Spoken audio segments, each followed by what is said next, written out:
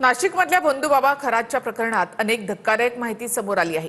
आतापर्यंतच्या तपासात लैंगिक शोषणाचे 100हून अधिक व्हिडिओ समोर आले। नेते मंडळी भोंदूबाबाच्या जाळ्यामध्ये आहेत, तर शिंदेंसह अनेक नेत्यांचे फोटो देखील या खरात सोबत आहेत। नाशिकमधला भोंदूबाबा अशोक खरातच्या प्रकरणात अनेक धक्कादायक माहिती समोर आली आहे। आतापर्यंतच्या तपासात लैंगिक शोषणाचे 100हून अधिक व्हिडिओ असल्याची माहिती समोर आली आहे।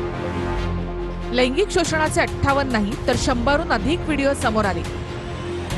शिर्डी प्रकरणामधील आरोपी नीरज जाधवने हे व्हिडिओ काढल्याचा संशय आहे।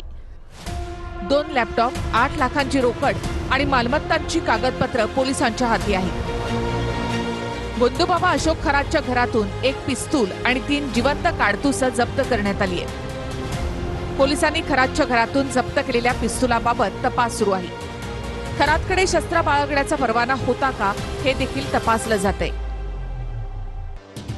तांत्रिक पुरावे गोळा करण्याचं काम सुरू आहे। इतर संशयितांचा देखील शोध सुरू असून या प्रकरणातील एसआयटी पथकात नाशिक शहर आणि ग्रामीण पोलीस दलातील 12 वरिष्ठ अधिकाऱ्यांचा समावेश आहे।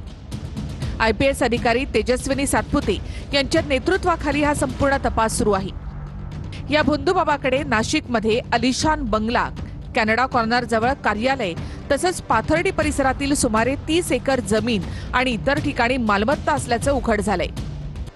एकीकडे भोंदूबाबा अशोक खरातच्या प्रकरणात रुपाली चाकणकर यांच्यावर टीकेची झोड उठली आहे, तर दुसरीकडे उपमुख्यमंत्री शिंदे, मंत्री संजय शिरसाट, केसरकर, सुनील तटकरे, विखे पाटील, मिलिंद नार्वेकर, जयंत पाटील, निलेश लंके यांचे देखील फोटो व्हायरल झाले। मला वाटतं पहिला गुन्हा तर शिर्डीमध्ये दाखल झाला होता आणि दाखल झाल्यानंतर मग त्याची मला पूर्वकल्पना होतीच आहे। मला वाटतं जे काही त्याच्यामध्ये जे ट्रस्टी असतील, आणखीन कोणी त्या जवळचे असतील किंवा त्या व्हिडिओ क्लिप काय त्याचा 70-58 व्हिडिओ क्लिप आलेले आहेत, त्या क्लिपमध्ये कोण आहेत ते सगळी माहिती पोलीस घेतील।